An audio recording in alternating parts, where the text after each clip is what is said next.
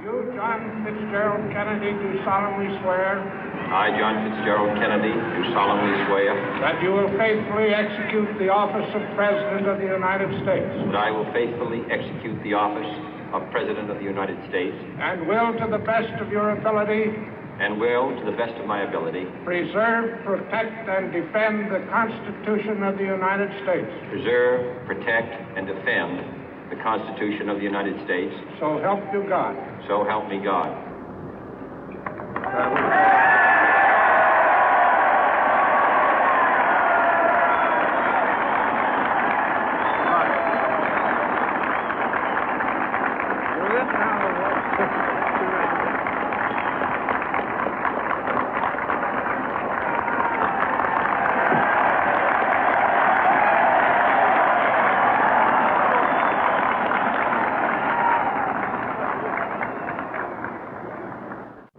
Vice President Johnson, Mr. Speaker, Mr. Chief Justice, President Eisenhower, Vice President Nixon, President Truman, Reverend clergy, fellow citizens.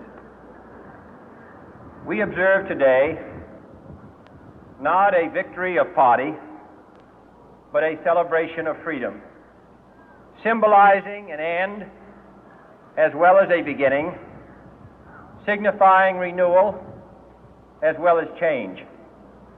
For I have sworn before you and Almighty God the same solemn oath our forebears prescribed nearly a century and 3/4 ago.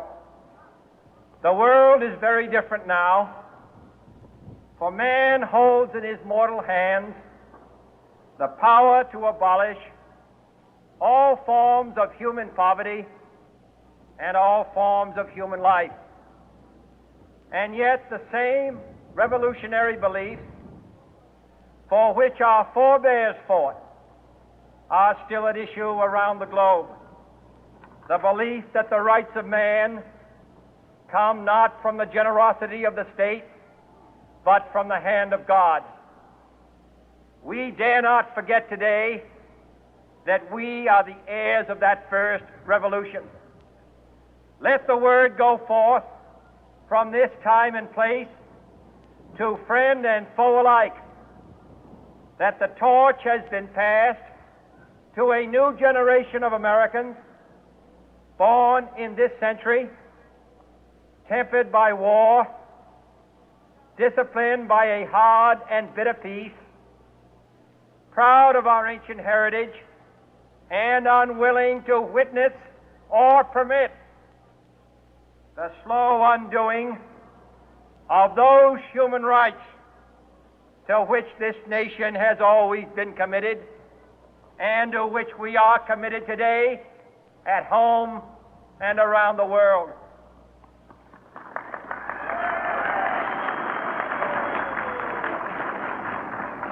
Let every nation know, whether it wishes us well or ill, that we shall pay any price, bear any burden, meet any hardship, support any friend, oppose any foe to assure the survival and the success of liberty.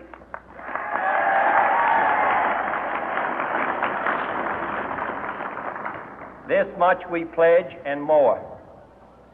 To those old allies whose cultural and spiritual origins we share, we pledge the loyalty of faithful friends. United, there is little we cannot do in a host of cooperative ventures. Divided, there is little we can do, for we dare not meet a powerful challenge at odds and split asunder. To those new states whom we welcome to the ranks of the free, we pledge our word that one form of colonial control shall not have passed away, merely to be replaced by a far more iron tyranny. We shall not always expect to find them supporting our view, but we shall always hope to find them strongly supporting their own freedom, and to remember that in the past, those who foolishly sought power by riding the back of the tiger ended up inside.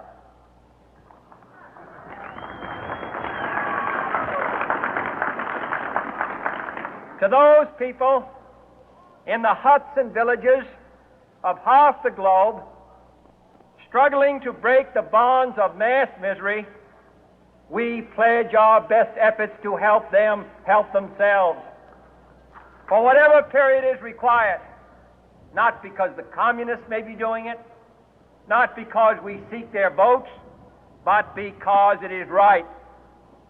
If a free society cannot help the many who are poor, it cannot save the few who are rich.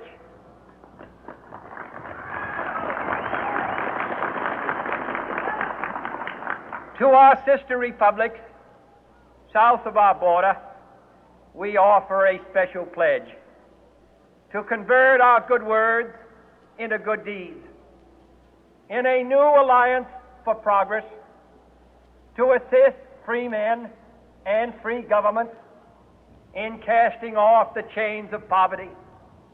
But this peaceful revolution of hope cannot become the prey of hostile powers. Let all our neighbors know that we shall join with them to oppose aggression or subversion anywhere in the Americas.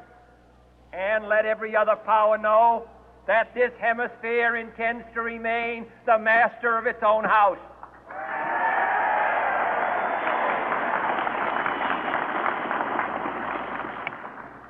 To that World Assembly of Sovereign States, the United Nations, our last best hope, in an age where the instruments of war have far outpaced the instruments of peace, we renew our pledge of support to prevent it from becoming merely a forum for invective, to strengthen its shield of the new and the weak, and to enlarge the area in which its writ may run. Finally, to those nations who would make themselves our adversary, we offer not a pledge, but a request that both sides begin anew the quest for peace. Before the dark powers of destruction, unleashed by science, engulf all humanity in planned or accidental self-destruction, we dare not tempt them with weakness, for only when our arms are sufficient beyond doubt can we be certain beyond doubt that they will never be employed. But neither can two great and powerful groups of nations take comfort from our present course, both sides overburdened by the cost of modern weapons, both rightly alarmed by the steady spread of the deadly atom, yet both racing to alter that uncertain balance of terror that stays the hand of mankind's final war. So let us begin anew, remembering on both sides that civility is not a sign of weakness, and sincerity is always subject to proof. Let us never negotiate out of fear, but let us never fear to negotiate.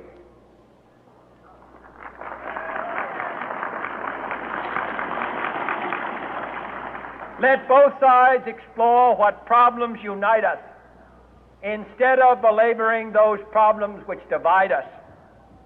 Let both sides, for the first time, formulate serious and precise proposals for the inspection and control of arms, and bring the absolute power to destroy other nations under the absolute control of all nations.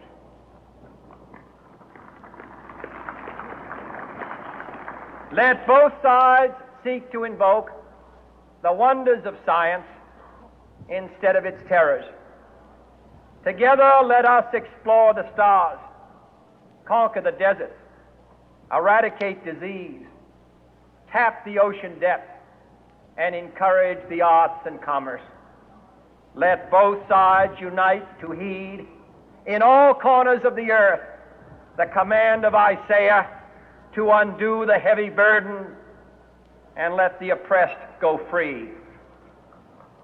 And if a beachhead of cooperation may push back the jungle of suspicion, let both sides join in creating a new endeavor, not a new balance of power, but a new world of law, where the strong are just and the weak secure and the peace preserved.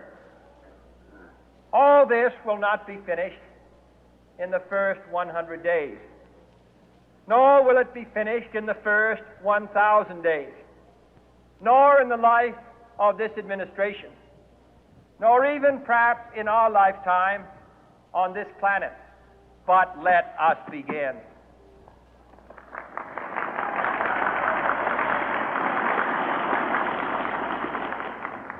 In your hands, my fellow citizens, more than mine, will rest the final success or failure of our course.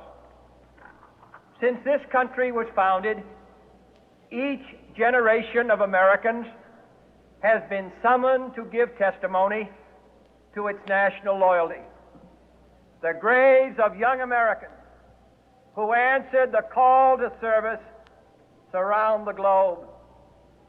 Now the trumpet summons us again, not as a call to bear arms, though arms we need, not as a call to battle, though in battle we are, but a call to bear the burden of a long twilight struggle, year in and year out, rejoicing in hope, patient in tribulation, a struggle against the common enemies of man, tyranny, poverty, disease, and war itself. Can we forge against these enemies a grand and global alliance, north and south, east and west, that can assure a more fruitful life for all mankind? Will you join in that historic effort?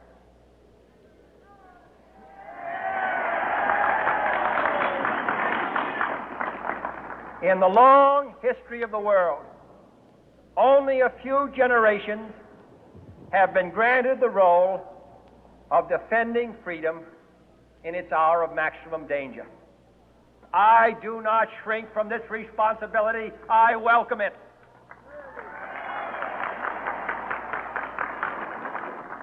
I do not believe that any of us would exchange places with any other people or any other generation. The energy, the faith, the devotion which we bring to this endeavor will light our country and all who serve it. And the glow from that fire can truly light the world. And so, my fellow Americans, ask not what your country can do for you.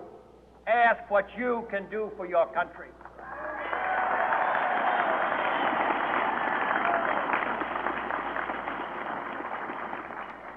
My fellow citizens of the world, ask not what America will do for you, but what together we can do for the freedom of man.